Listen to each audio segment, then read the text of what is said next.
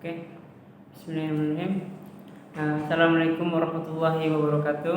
Assalamualaikum warahmatullahi wabarakatuh. Buat teman-teman sekalian dan masyarakat umumnya yang menyaksikan ini, alhamdulillah kami berkesempatan dengan salah seorang kepala desa yang sangat luar biasa yang memajukan desanya ke Indonesia lebih baik, gitu kan.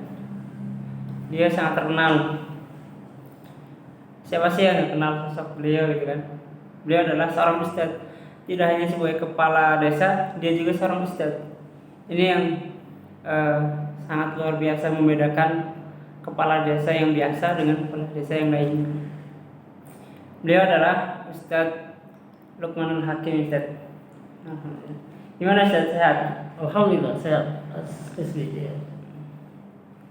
Alhamdulillah. Dengan saya Hizbi Salahuddin yang kali ini sedang melaksanakan kuliah kerja nyata dan berkesempatan di desa Bantarsari yang terkenal dengan jambu kristalnya. Ini Ustaz, di saat pandemi yang luar biasa ini, selama 6 bulan terakhir ini, ternyata banyak sekali sektor yang kena imbasnya. Salah satu sektor yang kami perhatikan adalah di sektor perekonomian.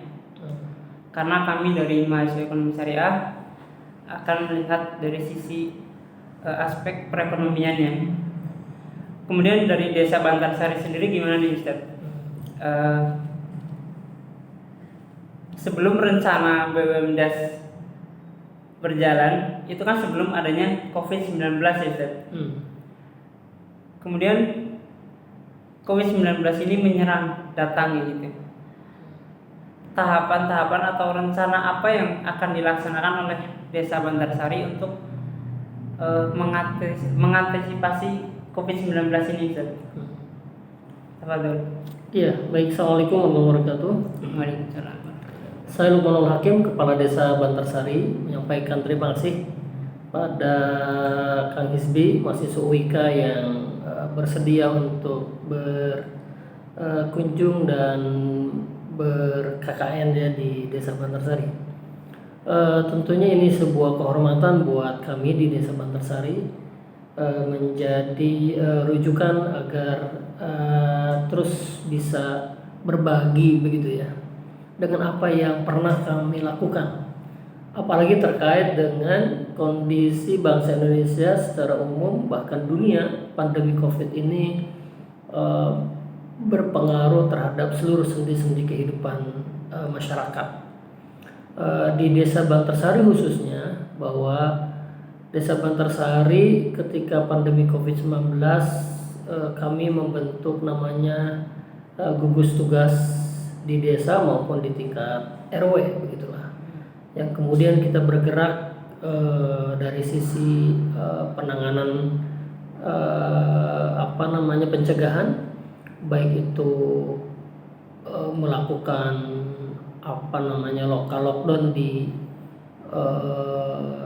gerbang Desa Bantarsari bergantian setiap RW-nya, kemudian setiap RW melakukan juga penyemprotan di setiap wilayahnya masing-masing. Nah, itu yang terus dilakukan oleh Pak RT, Pak RW bekerjasama dengan kader Posyandu. Selanjutnya imbas dari COVID-19 terutama pada sektor ekonomi begitu ya. Dan ini jelas terlihat dan nampak begitu ya. Terutama mereka yang kemudian posisinya adalah dirumahkan oleh perusahaan begitu ya, ada pengurangan perusahaan atau ada tempat-tempat yang misalnya yang dulunya bisa berjualan sekarang tidak bisa berjualan begitu ya. Sebelum ada PSBB yang kemudian masyarakat diperbolehkan untuk melakukan aktivitas, tetapi dibatasi begitu ya. New normal lah ya. New normal lah istilahnya begitu, yang kemudian Presiden menyampaikan itu.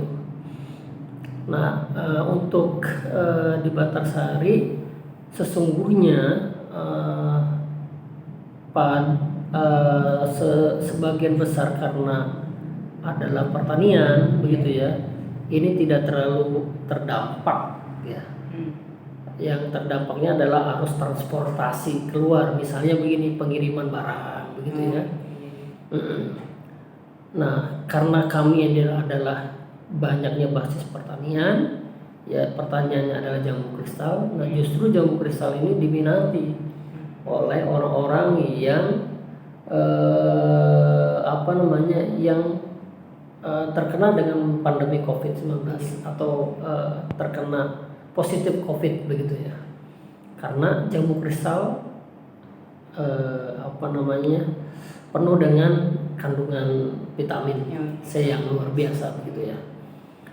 Nah, saya kira jambu kristal ini alhamdulillah berkembang baik, kemudian orang banyak berminat, dan banyak juga yang kemudian datang langsung ke Bantarsari, atau bahkan mereka karena ada PSBB mereka dikirim lewat iya itu ya, misalkan kayak JNE. Ya kayak JNE begitu ya. Pemesanan lewat online begitu ya. Demikian juga dengan sektor-sektor usaha UMKM ya, yang ini menjadi basis kekuatan sektor ekonomi real. Nah, ini sesungguhnya tidak terlalu berpengaruh terhadap COVID-19. Justru mereka yang kemudian bertahan begitu ya, kuat. Kayak misalnya di kami ada namanya keripik singkong ya, kemudian ada keripik tempe gitu ya, ada rangginang, ranggini, dodol ya, dan lain sebagainya. Itu sesungguhnya sektor-sektor yang mereka bertahan pada kondisi COVID-19 ini begitu ya. Maka kemudian pemerintah desa memberikan supporting kepada mereka akan terus produksi secara besar-besaran, dan kemudian kita juga bantu dalam sisi begitu, marketing lewat online begitu ya, dan lain sebagainya. Nah, inilah upaya-upaya yang kami terus gerakkan sektor-sektor real seperti UMKM ini, karena disinilah letaknya mereka bisa survive begitu ya, bisa bertahan begitu ya. Dan pada akhirnya kan akan berimplikasi terhadap pendidikan anak-anaknya begitu ya.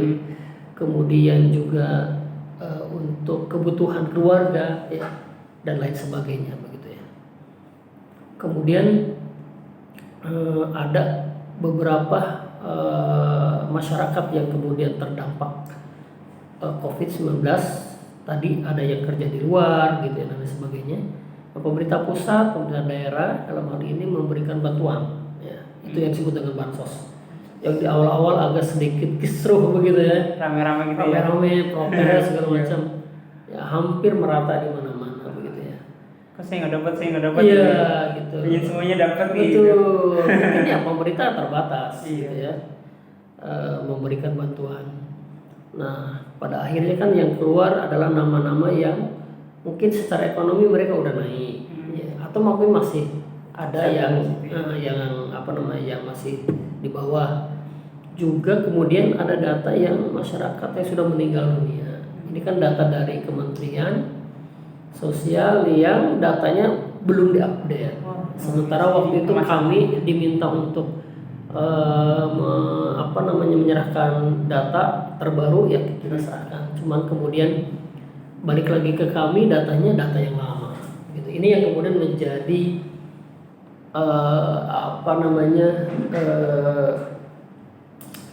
menjadi protes di tengah masyarakat ke kami, ke Pak RT, Pak RW, dan langsung ke desa begitu. Tapi ketika kami kemudian menyampaikan, dan protes itu saya lakukan di TV One begitu ya, live saat itu ya, saya sampaikan kami udah protes di TV One begitu ya. Jadi ada alasan kami sudah protes di TV One begitu, agar kemudian pemerintah tidak lagi mengulangi kesalahan yang sama begitu ya, agar juga ke depannya bisa diupdate dan data tidak statis ya, harus dinamis, data disesuaikan dengan data-data real di lapangan begitu. Itu sih yang kami lakukan. Dan alhamdulillah bantuan bansos saat ini BLT dari pemerintah pusat, pemerintah daerah, provinsi maupun Kabupaten Bogor berjalan secara baik dan juga taat terkait dengan protokol kesehatan, insya Allah. Alhamdulillah, sangat luar biasa banget. Ini sangat menarik nih, karena tadi katanya kan UMKM ini bisa bertahan nih. Ini sangat luar biasa di tengah pandemi yang dimana orang-orang itu mulai merasakan penurunan pemasukan gitu kan ya. Tapi sekarang UMKM di Desa Bantarsari mereka bisa bertahan dan survive gitu ya. Kemudian bagaimana orang yang membeli itu pun masih percaya dengan produk-produknya ya Ustaz. Yeah. Di tengah-tengah mereka yang ada di rumah aja, kemudian dengan strategi bisa mengirimkan langsung ke rumahnya gitu kan. Ini yang sangat luar biasa dilakukan oleh UMKM di Desa Bantarsari Ustaz. Untuk mengantisipasi resesi yang akan datang gimana ini Ustaz? Karena dalam berita yang dikatakan oleh Menteri Keuangan juga kan Indonesia memasuki resesi di kuartal ketiga setelah kemarin di kuartal kedua itu masuk ke jurang 5,32% itu. Untuk Desa Bantarsari gimana nih Ustaz? Mungkin ada yang ingin disampaikan untuk masyarakat itu kan untuk survive ini. Ya, saya kira sesungguhnya negara ini sedang tidak hanya resesi sesungguhnya, jauh lebih dahsyat dari resesi sesungguhnya pada faktanya begitu ya, karena memang kita sedang mengalami sebuah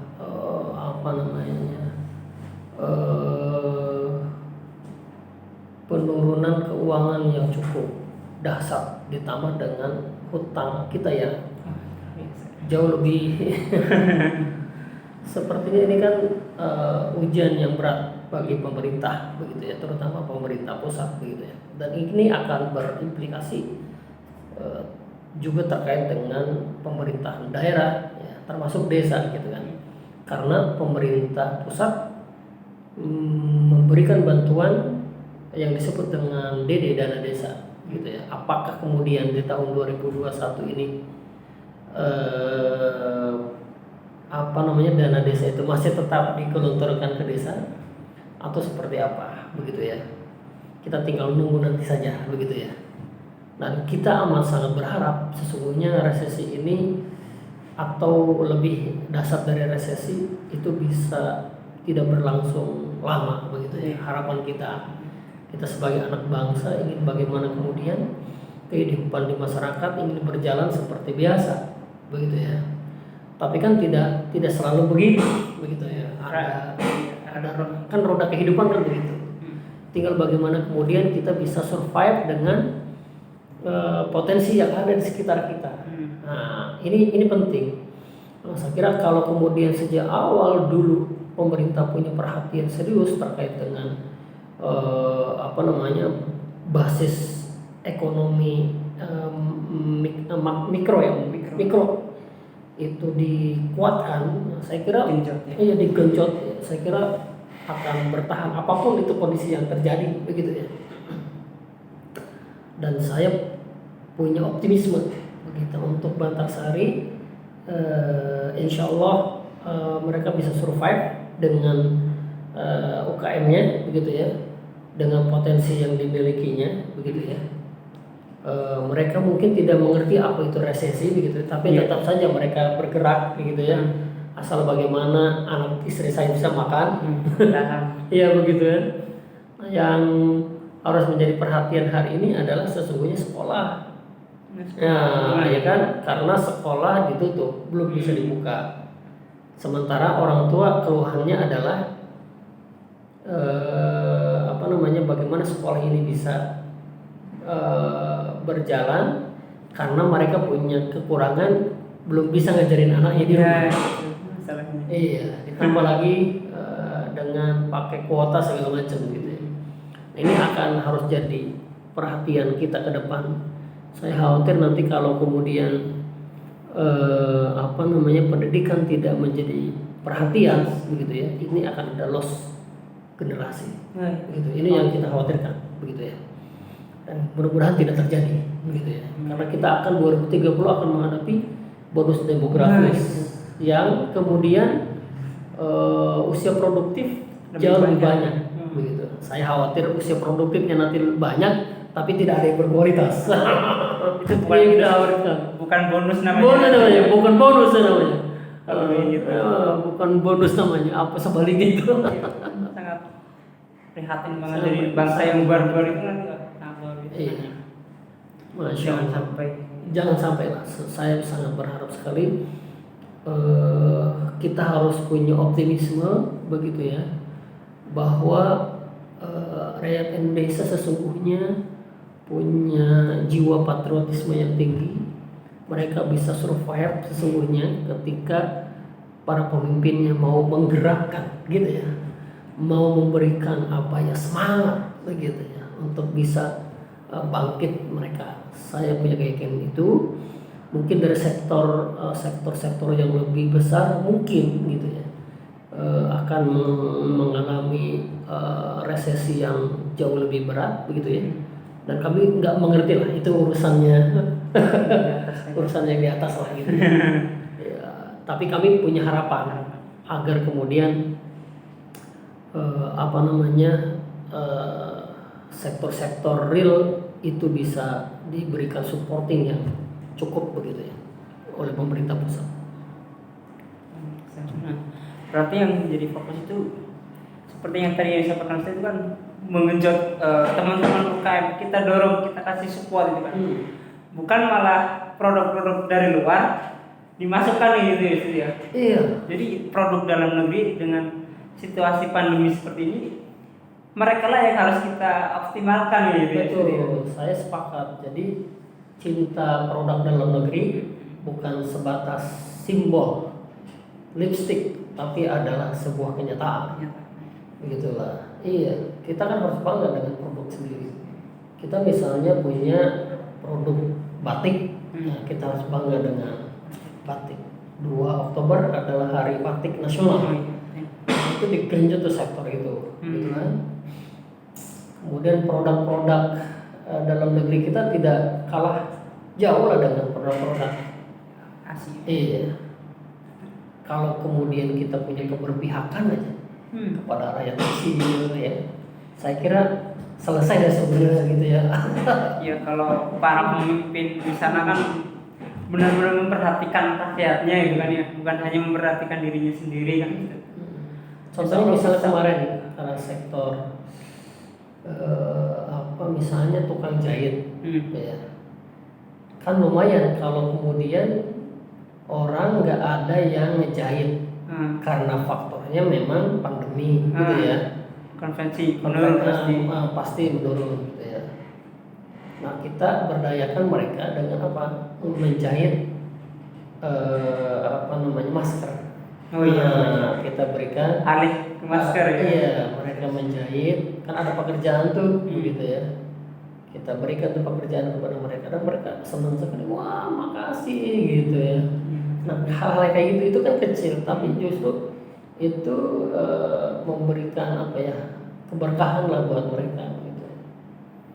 Betul, karena misalkan baju itu kan orang di rumah gitu kan. Mau keluar ya baju yang ada aja dulu lah, jangan beli-beli gitu kan.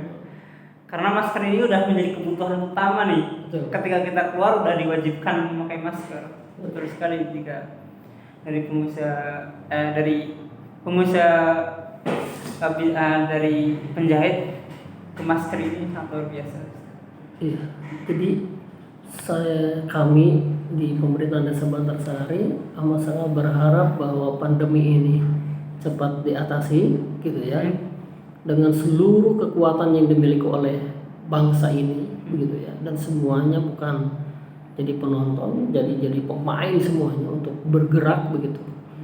Karena saya melihat jangan lagi-lagi hanya berpikir urusan ekonomi ya, gitu loh. Jadi nggak bisa dua-duanya berjalan. Jadi saya berharap berjalan itu satu-satu gitu. Kalau mau kita fokus kepada kesehatan aja sesungguhnya gitu. Betul. Gitu loh. Saya punya keyakinan kalau kita fokus pada satu bidang persoalan itu selesai, secara otomatis nanti ekonomi akan mengikutinya. Kalau kemudian kita setengah-setengah begitu yang melakukan gerakan ini, kapan gitu ya kepastiannya begitu berakhirnya pandemi ini? Kan kita harus bisa jawab nih. Kita harus punya target. Kapan ini pandemi ini akan selesai? Kemudian tahapan untuk menyelesaikannya itu seperti apa? Konkretnya itu bagaimana? Nah, itu penting gitu. Jadi agar kemudian lagi-lagi kita terus aja persoalannya pandemi lagi, covid lagi. Masalah udah bosan gitu. Masalah udah bosan dengan angka-angka yang meninggal itu biasa gitu. Jadi fokus kepada kesehatan karena menyelamatkan nyawa satu orang itu adalah sama dengan menyelamatkan seluruh manusia. Karena agama kita mengajarkan demikian. Kesehatan udah sembuh, insya Allah ekonomi pun insya Allah saya punya keyakinan itu. Asal kita yang konsen ya, pada satu bidang aja gitu ya. Saya melihat begini, ini ada para dokter-dokter yang mereka bekerja luar biasa begitu ya. Sementara mereka yang di garda terdepan ini dahsyat sekali. Kita dapat berita di bulan Agustus, September setiap hari dokter meninggal dunia. Kan SDM yang luar biasa ini dokter ini, Pak. Kenapa demikian? Untuk menjadikan seseorang jadi dokter itu butuh waktu, gitu ya. 15 tahun, ya sampai dia menjadi ahli itu. Kan ini SDM yang mumpuni, yang dimiliki oleh bangsa Indonesia. Sementara mereka saat ini berguguran gitu. Dan kita ikut prihatin gitu. Dan semoga mereka husnul khotimah. Luar biasa sekali. Jadi trennya sekarang pandemi ini, COVID ini terus trennya meningkat, bukan menurun gitu. Nah ini perlu yang disebut dengan political will, kekuatan, kemauan gitu untuk mengatasi ini. Ayo gitu, ayo ini kita selesaikan gitu. Sama-sama begitu, biar ada kepastian. Tidak hanya perangkat dari pemerintah, dokter, masyarakat pun harus ikut jadi. Iya, memang kita punya punya PR untuk bisa memberikan edukasi kepada masyarakat. Ini butuh waktu memang. Masyarakat kita rata-rata memang tidak disiplin.